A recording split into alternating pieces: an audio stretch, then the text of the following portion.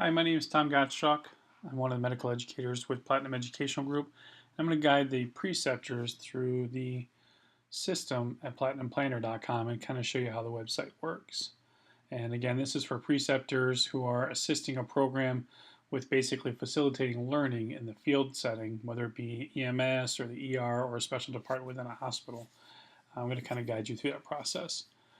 A preceptor is basically a low-stakes user in the system who really is just going to witness certain events take place and then judge the students on how that experience went and kind of give the program some feedback on the student and how that went. When I go ahead and log in the first time, it's going to ask me to actually create a password for myself. The way I'm going to do that is I'll just go ahead and put in one that I'll memorize very easily, and then save that password. And then I'm into the system. To get back into the system in the future, I'll just go ahead and log in with my username and password, and then see if there's any work to do. So that's how you get into the website. The other way that preceptors will be created is internally from the school. The clinical coordinator or the program chair will go ahead and create your identity ahead of time, and then you'll have a user account that will be set up for you in advance, and then you'll log in with your username and your password. Note, for the preceptors, typically most aren't entering their email address, they're just entering their username, which is unique to you. The last way your account can get set up is actually by the student who was with you that day. The way that works is the student will create an identity for you.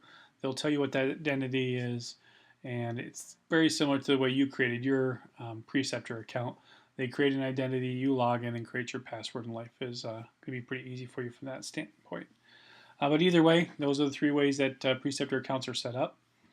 Most of the work done by the preceptor is just basically viewing records and then giving feedback on the student when that's done. So if I log into the system as a preceptor,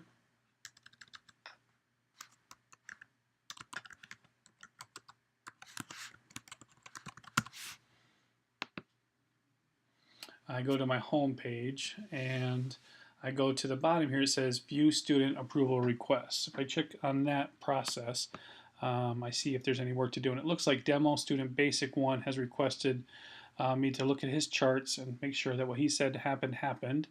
If I go back to the home page, these are some of the activities I've done already in the past, some of the approvals I've done already.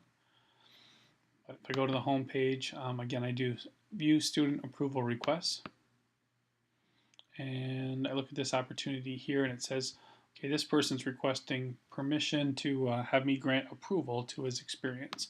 So I click on that particular experience. It's highlighted now in yellow, and this particular person said on 5/30 or May 30th, 2012 at 1800 hours until 2000 hours, they got to see 2 patient encounters. One was a 1-year-old male with a diabetic problem, and they requested permission to be granted a successful pediatric assessment. So I look at that process and say, yep, that kind of makes sense. They did a pediatric assessment. I thought it was fair. And then at 2 o'clock, they saw a 15-year-old female with a diabetic problem, and they tried to do an OB assessment, but it didn't go very well. So they just wanted to let their instructor know that they tried one. They got some feedback from you, and you said that it wasn't really that good. So they didn't get full credit for it, but they did want to chart that they tried. If that looks accurate, you can also look at some of the paperwork they submitted for you. In this particular scenario, there aren't any.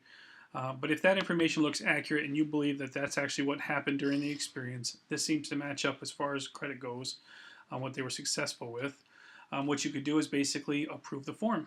If you click approve the form, it gets submitted to the program coordinator for ultimate acceptance. They'll review the chart the same way you just did. If you disapprove the form, it'll be sent back to the student as incomplete or a rejection, and they'll have to resubmit that information for approval. This is in fact what we consider kind of like an affidavit, the student submitting a request for credit on skills, assessments, and particular procedures, and you're basically affirming that that happened the way that they said it happened. If you have any questions about this process, you can always contact a clinical coordinator for clarification, but if it seems like it's in good condition, that's actually what you believe happened, and that reflects really a good experience for that student, just press approved, and your work is done. If you don't think it reflects accurately what happened there and you think the student did a really poor job, you can disapprove that process. But in this particular scenario, we're satisfied. We press approved, and then we submit that evaluation.